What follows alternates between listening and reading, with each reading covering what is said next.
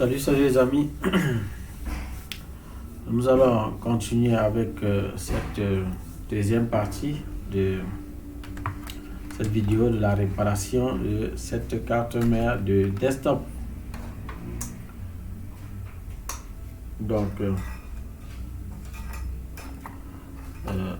nous avions commencé la première partie. Pour ceux qui n'ont pas vu la première partie, nous allons simplement vous demander de regarder au niveau de notre chaîne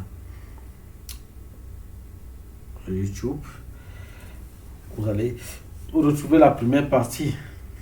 Donc là, je vais blanchir pour vous montrer que ça fait toujours le même comportement. C'est juste la suite de la vidéo. Nous n'avons rien touché ni rien fait jusqu'à présent sur cette carte. On avait juste arrêté pour que la vidéo ne soit pas trop longue. Nous voulions faire quelque chose d'un peu court. Donc, à le moment, nous allons procéder ainsi. Ça dit parfois qu'on fait des vidéos en deux parties. En une partie aussi, souvent, c'est la possibilité. Voilà, donc on a toujours le même comportement là. Le bouton de démarrage là, ok. Donc, ce bouton de démarrage est toujours là avec son même comportement comme on l'avait déjà vu au départ là. Laissez-moi mettre d'abord ça de côté.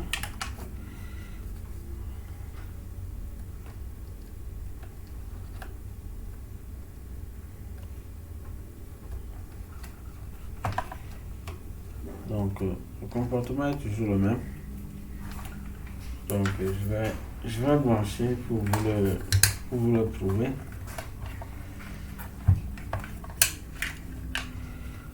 Donc tout est là. Je vais juste le blanchir et on va voir le comportement, c'est-à-dire comment ça va se passer. Donc là nous avons toujours notre bouton d'allumage et laissez-moi blanchir cette carte. Là je vais blanchir l'alimentation là. Je connecte et là vous voyez on a toujours le même comportement. Donc, vous voyez, voilà, donc c'est toujours la même chose. Alors on va donc diagnostiquer. Je crois qu'on avait déjà vu dans la vidéo précédente, dans la première partie, nous avions vu que le problème est vraiment sur la carte mère. Et sur cette carte mère, donc on va vérifier qu'est-ce qui ne va pas au niveau de cette carte.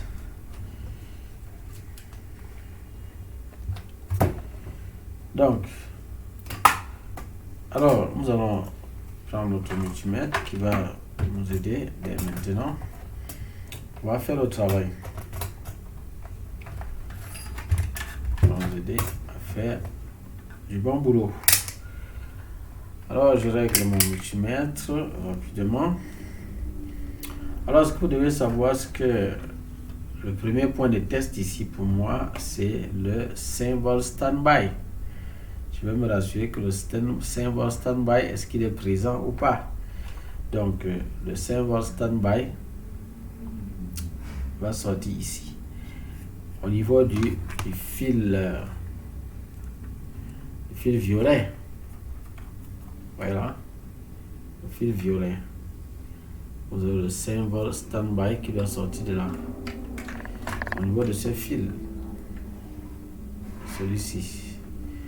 Je ne sais pas si vous voyez bien dans le fil violet. Donc on a donc 5 volts qui doit sortir de là pour entrer sur la carte mère. Ces 5 volts vont donc entrer ici à ce niveau-ci et ces 5 volts vont donc aller alimenter cette puce-ci qui est la puce de 3 volts 5 volts. Elle va donc faire sortir 3 volts et 5 volts. Une partie des 5 volts va venir ici être produite au niveau de cette bobine. Et l'autre 3 volts va donc aller pour alimenter la puce BIOS par exemple et d'autres endroits sur la carte mère. Donc ça c'est le deuxième niveau de tension. Et après cela, nous aurons la 5 volts DIMM qui va venir alimenter ces MOSFET, le high MOSFET, qui va ensuite, et ensuite la tension sera transformée ici au niveau de la RAM à 1.5 volts. Ça c'est du DDR3. Et cette tension va encore circuler pour venir, on aura de la tension 5 volts qui va venir également alimenter ce secteur-ci. Et nous aurons la production de la tension sur le processeur, sur le PCH, le ICH, pardon, le ICH, encore appelé chipset par certaines personnes. Donc c'est ce régulateur qui va alimenter ça. Nous avons ces régulateurs qui vont alimenter également la carte graphique ici. Nous aurons également ces drivers qui vont venir pour manipuler ces MOSFET pour faire le travail, pour alimenter tout ce secteur-ci. Tout ce secteur. Donc, la 3 volts va également entrer au niveau de la puce iOS pour pouvoir l'alimenter. Voilà un peu comment les choses vont fonctionner. Et ce secteur, nous aurons le VTT qui sera là aussi, qui va transformer 5 volts également à 0.75 volts à peu près. Donc, cette tension va entrer également dans le processeur. Nous aurons le secteur des VRM. Dans là, nous aurons l'alimentation de 12 volts qui va venir alimenter cette zone-ci, qui est la zone du processeur. Et ça, c'est le dernier endroit où nous devons avoir la tension. Donc, voilà un peu comment les choses vont se passer. Alors, quand il y a un court-circuit, alors cette boîte d'alimentation bloque tout. Elle bloque la tension et elle empêche que les choses n'avancent pour protéger la carte mère, bien sûr. Donc là, nous allons donc voir qu'est-ce qui ne va pas, ou bien peut-être même pas forcément un court-circuit. Oui, un court-circuit la plupart du temps, mais dans d'autres cas, ça peut être un composant qui a lâché et que l'alimentation, la carte constate qu'il y a un problème et que c'est très dangereux si l'alimentation passe. Alors dans ce cas, elle bloque également les choses. Donc, ce que nous allons faire, c'est vérifier qu'est-ce qui s'est passé et qu'est-ce qui ne va pas sur cette carte mère. Voilà, donc je vais brancher et puis on va voir si les premières tensions sont présentes. Tensions dont j'ai besoin. Parce que je dois vérifier, est-ce que les premières tensions qui doivent être sur la carte, est-ce qu'elles sont déjà présentes? Il faut que je vérifie ça. Donc, on va vérifier ça, les amis. On va vérifier, est-ce que nos premières tensions sont présentes avant d'aller loin. Pour savoir qu'est-ce qui ne va pas, déjà des points de départ. Donc, je vais donc brancher. Je vais brancher ça. Je vais brancher. Et on va faire le test. Donc là, je mets en mode courant continu. Donc là, je branche. Voilà. C'est fait. Donc là, je vais prendre mes tensions. Donc je commence par le 5 volts standby. 5 volts standby, nous devons avoir 5 volts. Alors là, je le prends là, à ce niveau-ci. 1, 2, 3, voilà. Ici, nous avons bien 5 volts. Regardez au multimètre. 5 volts. Ouais, là, je lâche, ça part. Et là, nous avons quoi? Regardez au multimètre. Ouais. 5 volts. Donc, premier point. OK. Je vérifie, je continue mon test au niveau du 3 volts, le directory. Donc, normalement, je dois avoir 3 volts là-bas. 3 volts, je vérifie là.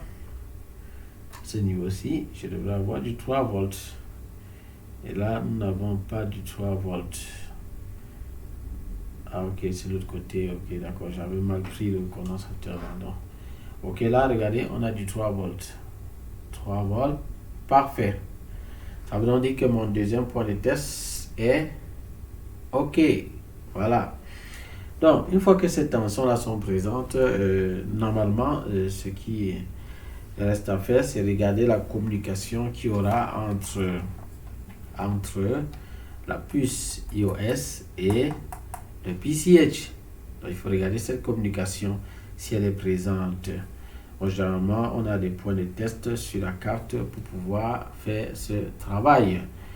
Donc, on va avancer. Donc, je vous ai dit, pour ceux qui veulent l'information, allez du côté d'Avenir Computer Repair. Vous aurez des informations concernant la formation. Donc, ici, nous nous occupons de dépanner la carte. Bien sûr, nous vous donnons parfois quelques pistes quand même, quelques petites pistes d'explication. On ne peut pas faire plus que ça. Voilà. Donc, maintenant que tout est là comme ça, il faut appuyer le bouton de démarrage pour pouvoir continuer. Bon, déjà, les deux C2 tensions sont présents, ce qui est une bonne chose. Alors, du côté de la 12 volts, non, la 12 volts, normalement, ne devrait pas. J'ai réclamé également quand même. Bon, elle n'est pas présente. C'est ce qui est normal, puisque ici, nous n'avons pas l'alimentation, c'est bloqué, carrément. Donc, il y a un problème sur la carte mère. Et on va regarder dans quel secteur se situe le problème. Voilà, donc je vais débrancher. Donc, je vais brancher ça déjà. Je dois débrancher et on va aller à la recherche du problème. Donc, déjà, le premier point de test où nous avions déjà la 3 volts là qui est présente nous prouve déjà qu'une bonne partie de cette boîte d'alimentation est fonctionnelle. Donc, je vais continuer à faire mon test. Là, je vais aller en mode diode. Mode diode pour faire mes vérifications. Donc, je vais au niveau des MOSFET. Allez là, tac, tac, tac. Là, ok, il n'y a pas de problème. Ok, il n'y a pas de problème. Là, c'est parfait. Parfait. Ok. Ok, là, il y a un souci. Ok. Ici, il y a... Ah non, non, ça va, c'est bon, c'est ok. Là, c'est parfait, il n'y a pas de souci. Là, c'est bon. Il n'y a pas de problème à ce niveau-là. Ok, superbe. Là, c'est superbe. Ici, c'est ok. Attention, oui, là, c'est ok. Là, c'est ok, il n'y a pas de souci. Ah, là, il y a un problème. Ok, là, il y a un problème. Ici, il y a un problème. Ok, donc là, je viens de rencontrer une situation qui n'est pas bonne. Donc, il y a un problème dans cette zone, dans la zone des VRM. Il y a un problème dans la zone des VRM. Les high MOSFET sont en difficulté. Il doit y avoir un high MOSFET qui crée un problème ici sur cette carte. Ici, pas la peine pour moi de retirer même le processeur, mais sinon, dans certains cas, vous allez retirer le processeur pour mieux voir. Mais ici, pas la peine, ça ne sert à rien. Je vois déjà la situation parce que la réponse, la valeur qu'on a vue là, nous permet déjà de comprendre que ça ne va pas. On ne devrait pas avoir ce 0,0 là. Que le processeur soit enlevé ou pas, c'est la même chose. Donc. Mais ici, on n'a pas besoin, mais si vous voulez être plus sûr, bon, vous enlevez le processeur et vous faites le test. Mais quand vous enlevez le processeur, faites attention au niveau de ces pins, parce que lorsqu'il se plie, vous êtes en difficulté. Hein.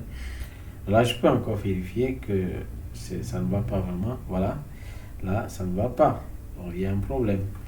Voilà, donc c'est pas le processeur qui fait cela. C'est pas le processeur, c'est parce qu'il y a bien un problème. Alors, l'un de ces MOSFET ne fonctionne pas normalement. Les high MOSFET. Donc, on va le vérifier. On va retirer tout simplement ces high MOSFET. Et on va voir lequel est en train de nous mettre en difficulté. Ok, laissez-moi retirer ça rapidement et on continue. Donc, on évolue, les amis. Laissez-moi prendre ce qu'il me faut. La pâte de souder. Alors, oui, c'est le display. Chemise au là. Bon, déjà.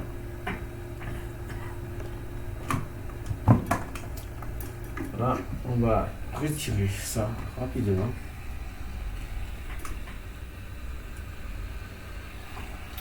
Voilà, je vais retirer d'abord les high MOSFET et puis on avance.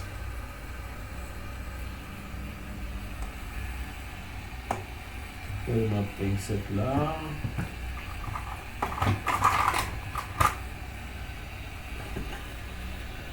Voilà, je vais la mise ici. Voilà, ok. Donc, alors je vais voir rapidement qui dérange là. Qu'est-ce qu'on ne voit pas ici? Rapidement, on saura qui est le coupable.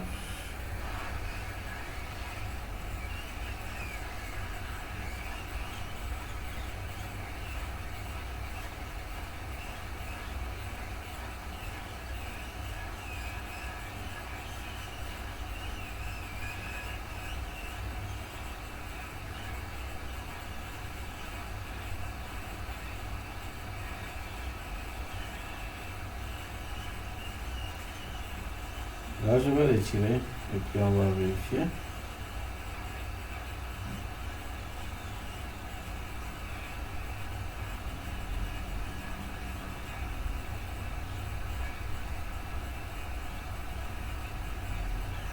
Je vais augmenter un peu la température.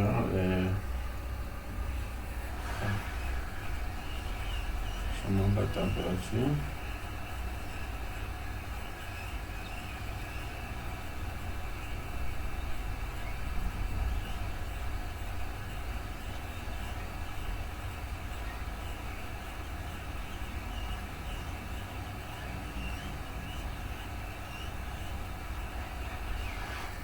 Là, c'est bon pour ce MOSFET.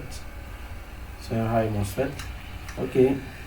Bon, je l'ai retiré et on fait le test, on vérifie. Est-ce que c'est lui qui cause le problème ou bien c'est pas lui? On va voir cela. On peut encore regarder, faire notre test comme tout à l'heure. Si c'est bon, bon, ben. Voilà, on n'a plus de problème. Alors, on n'a plus de problème. On n'a plus de problème.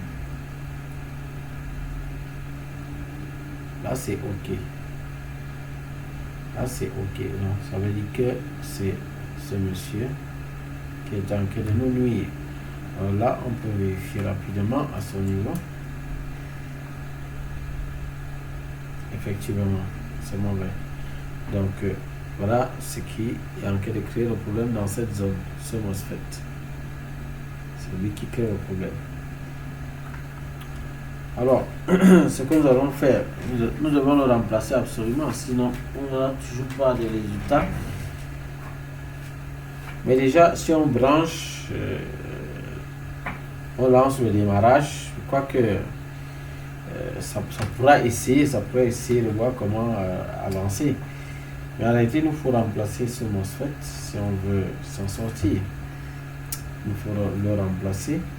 J'essaie de voir sa valeur là rapidement.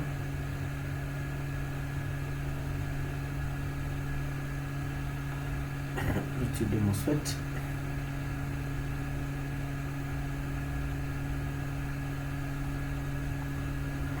On peut voir ça au microscope. Ouais, pourquoi pas.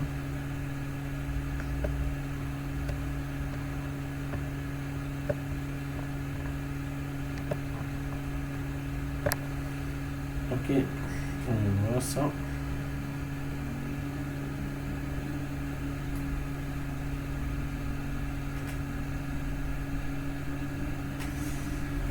Quelle est la valeur de ce MOSFET là?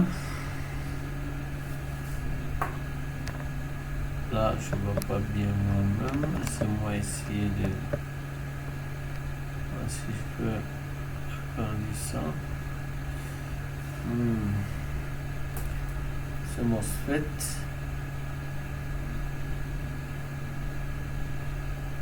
Ok. Donc, on peut essayer de chercher ce MOSFET là pour le remplacer et voir ce que ça peut faire. Bon, même si on ne le remplace pas, déjà on peut avoir une idée.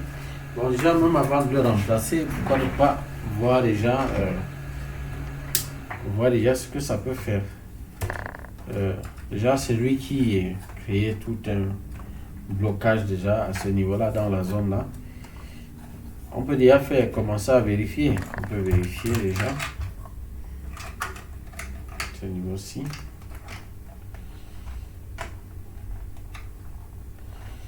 Là, je vais tester.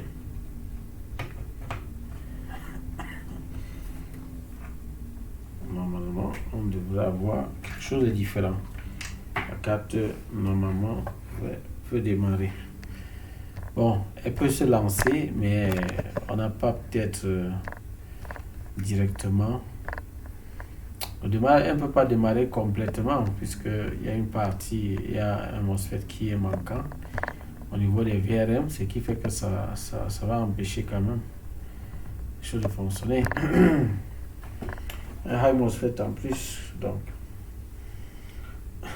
il peut avoir un souci du moins. Bon, là je vais brancher, je crois que c'est déjà refroidi là.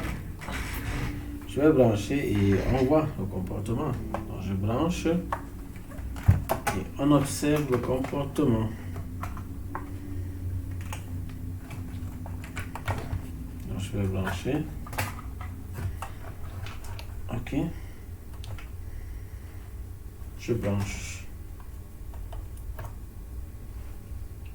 Ok, donc là vous voyez, on a la lumière, regardez, et ça demande la RAM, vous voyez, vous suivez, là ça demande la RAM, le processeur chauffe, vous voyez, là c'est clair, là c'est terminé, là on peut dire être sûr que le problème c'est juste ce MOSFET, vous voyez là, tout s'est mis en marche, tout s'est mis en place, vous voyez directement, on a notre résultat.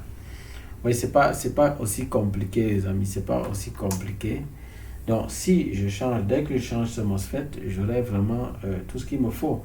Je peux même mettre la RAM, normalement ça va afficher. Bon, mais le problème c'est que ici, quand il nous demande de la RAM, ça veut dire que tout fonctionne même déjà, mais le seul problème c'est que le processeur ne sera pas bien alimenté, ça veut dire pour pouvoir faire bien son travail.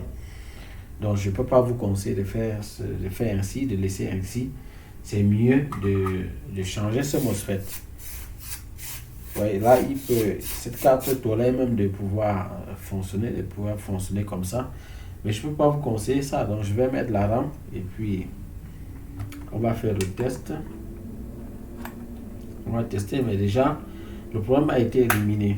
Le problème a été, ce qui bloquait a été éliminé. Donc là, j'ai remis la RAM. Et là, on va faire le test, les amis. On va faire le test. Bon, là, je vais mettre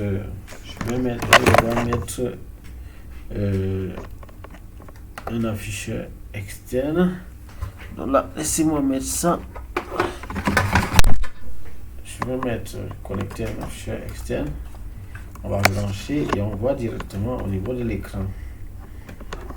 Donc, je ne sais pas comment je vais arranger ça. Laissez-moi voir. Comme ça.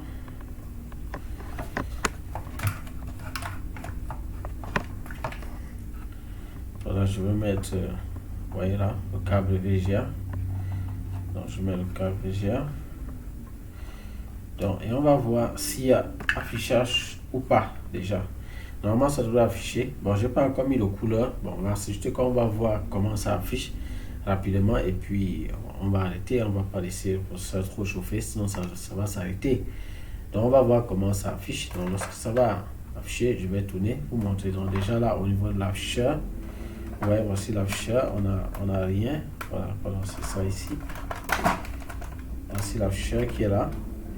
Donc, c'est l'écran qui est là et on n'a rien. Donc, je vais brancher et puis on verra. Donc, je branche et on verra ensemble. Vous verrez que ça devrait afficher. S'il n'y a pas de problème au niveau de la RAM, ça devrait afficher. Donc, je branche, ça allume normalement. On essaie de voir là à l'écran. Regardez, à l'écran. Vous voyez, ça affiche Dell. Donc, c'est propre. Donc, la carte mère est dépannée. Vous voyez, c'est propre. c'est propre. Mais je ne peux pas vous conseiller. Vous voyez, il manque un MOSFET. Le MOSFET que j'ai enlevé. Donc, celui qui était défaillant. Donc, il est bien manquant ici.